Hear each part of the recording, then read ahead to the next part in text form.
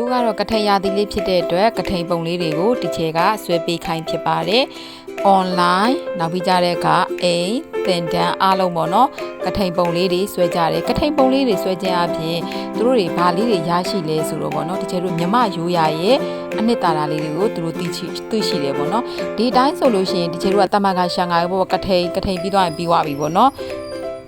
မဲ့ဒီလိုပကြီးလေးတွေဆွဲလိုက်ရတဲ့ဖြစ်တော့ကထိန်မှာဘာတွေပါလဲအိုးစီတွေပါမယ်ဘုံတွေပါမယ်ဒါတွေကိုသူတို့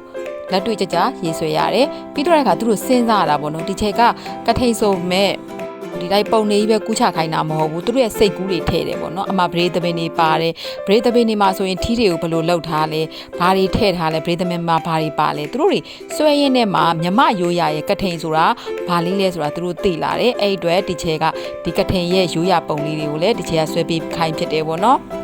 ချက်တင်တဲ့မှာကျတော့ယာတီအလိုက်ပေါ့နော်ယာတီအလိုက်လေးတွေဆွဲပေးခိုင်းဖြစ်တယ်ဒါဆိုလို့ရှိရင်သူတို့ဟိုအမေပကိုးပါတယ်ပေါ့နော်အမေပကိုးဒီချေတို့လူခံတဲ့အခါလေးတွေပေါ့နော်အဲ့အတွက်ကိုသူတို့တွေစိတ်ကူးရင်ပြီးတော့ဆွဲကြတာပေါ့နော်အမှာပါတာ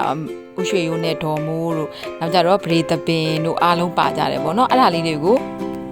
သူတို့တွေမှတ်မှတ်သားသားတတိတရနဲ့ပေါ့နော်သူတို့ထည့်ကြတယ်မြန်မာနိုင်ငံရဲ့ပေါ့နော်လှပတဲ့ရာသီဥတုလေးတွေပါသူတို့ထည့်ကြတယ်ပေါ့အဲ့အတွက်ဒီချက်ကတော့သဘောကျတယ်ဒီချက်တင်နှမ်းမှာပဲဖြစ်ဖြစ်အိမ်တင်နှမ်းပဲဖြစ်ဖြစ်ပေါ့နော်ဒီချက်ကတော့ဥပမာ Halloween ဆိုလို့ရှိရင်လည်း Halloween နဲ့ပတ်သက်တဲ့ပုံလေးတွေကိုသူတို့စိတ်ကူးနဲ့ဆွဲတယ်အဲ့အတွက်သူတို့ Halloween မှာဘာတွေရှိလဲကထိန်ဆိုလဲကထိန်နဲ့ပတ်သက်တဲ့ဟာသူတို့ဘာတွေရလိုက်လဲပေါ့နော်ဒီချက်ကတော့အဲ့ဒါလေးတွေကိုအများကြီးထည့်ပေးဖြစ်တာတယ်ဒါလေးတွေကတော့ဒီချက်ကလေးလေးတွေရေးဆွဲထားတဲ့ကထိန်ပုံလေးတွေပဲဖြစ်ပါတယ်ပကြီးလေးတွေစိတ်ဝင်စားရင်တော့ဒီချက်ရဲ့မြေသရာ page မှာစုံစမ်းနိုင်ပါတယ်